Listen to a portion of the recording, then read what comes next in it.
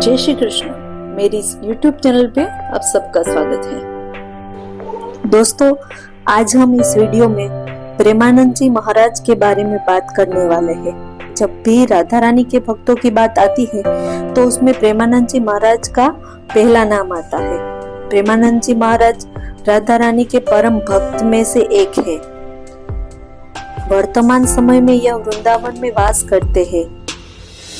इनसे मिलने के लिए लाखों की संख्या में भक्त वृंदावन आते हैं। तो आइए जानते हैं प्रेमानंद जी महाराज के असली नाम और उसकी पूरी कहानी। भक्ति में कितनी शक्ति है, इसका जीता जागता उदाहरण प्रेमानंद जी है। प्रेमानंद जी महाराज राधा रानी के परम भक्त में से एक है। किडनी की समस्या से जूझने के बाद भी वह रोजाना अपने भक्तों और श्रद्धालुओं के साथ सत्संग चलाते हैं। कुछ लोग उन्हें भगवान का अवतार भी मानते हैं। आइए प्रेमानंद जी महाराज का असली नाम क्या है और उसके जीवन के बारे में। प्रेमानंद जी महाराज के दादा भी सन्यासी थे और उसके पिताजी भी भगवान की भक्ति करते थे। उसका नाम शंभू पांडे जी था।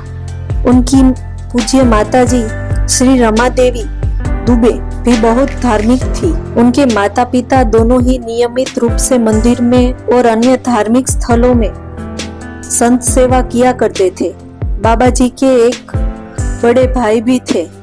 घर में पवित्र माहौल ने प्रेमानंद जी के मन में आध्यात्मिकता की ज्योति को और बढ़ा दिया। प्रेमानंद जी महाराज ने छोटी उम्र में ही पूजा पाठ करना शुरू कर दिया था। बचपन में 5वीं क्लास में ही उन्होंने भगवत गीता पढ़ना शुरू कर दिया था। छोटी उम्र में ही महाराज जी जीवन के हर पहलू के बारे में सोचना शुरू कर दिया था। ऐसा कहा जाता है कि महाराज जी के मन में सवाल आया कि क्या माता पिता का प्यार हमेशा बना रहेगा। वह लगातार आध्यात्मिकता की तलाश में लगे रहे। आखिरकार प्रेमानंद जी महाराज ने 9वीं कक्षा में ही आध्यात्मिक जीवन जीने और ईश्वर तक पहुंचने का मार्ग की ओर खोज करने लगे। वह इस नेक काम के लिए अपने परिवार से अलग हो गए। जिस वक्त महाराज जी ने यह फैसला लिया तब उसकी उम्र 13 साल थी। वह बिना किसी को बताए सुबह 3 बजे अपने घर से निकल गए। युवावस्था में ही घर का त्याग करने के बाद उन्होंने नैष्ठिक ब्रह्मचारी की दीक्षा ग्रहण कर ली।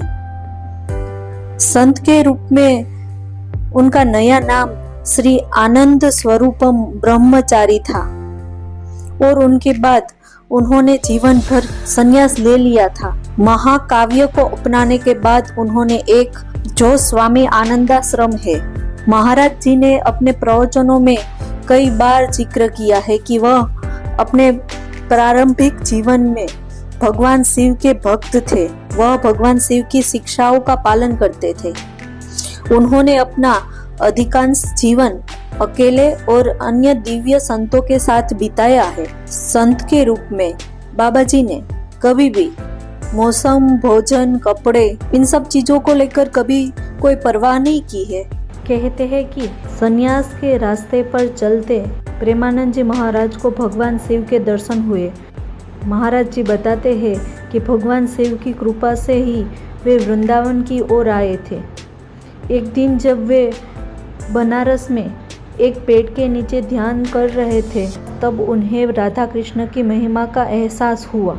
एक संत की सलाह पर उन्होंने 1 महीने तक श्री चैतन्य महाप्रभु जी की लीलाओं का अनुभव किया और यह महीना उनके जीवन का सबसे बड़ा मोड़ साबित हुआ।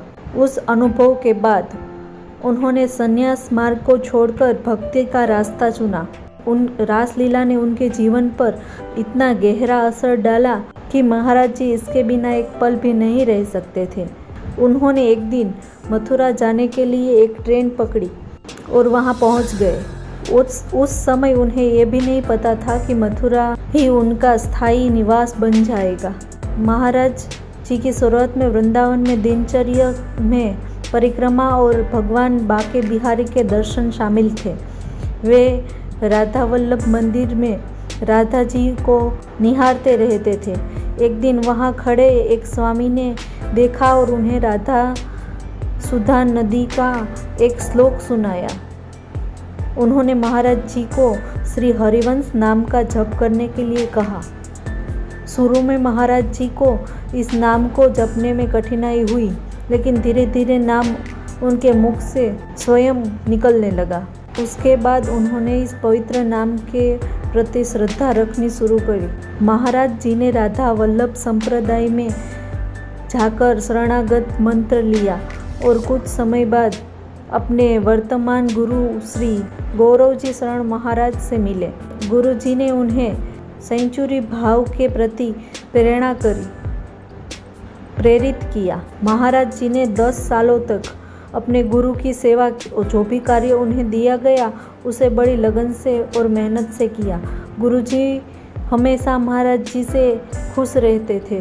गुरु कृपा और वृंदावन की कृपा से महाराज जी में सेखरी भाव उत्पन्न हुआ और श्री राधा रानी के चरणों के प्रति श्रद्धा बढ़ गई। महाराज जी को जो भी मिलता वे उसे स्वीकार कर लेते थे।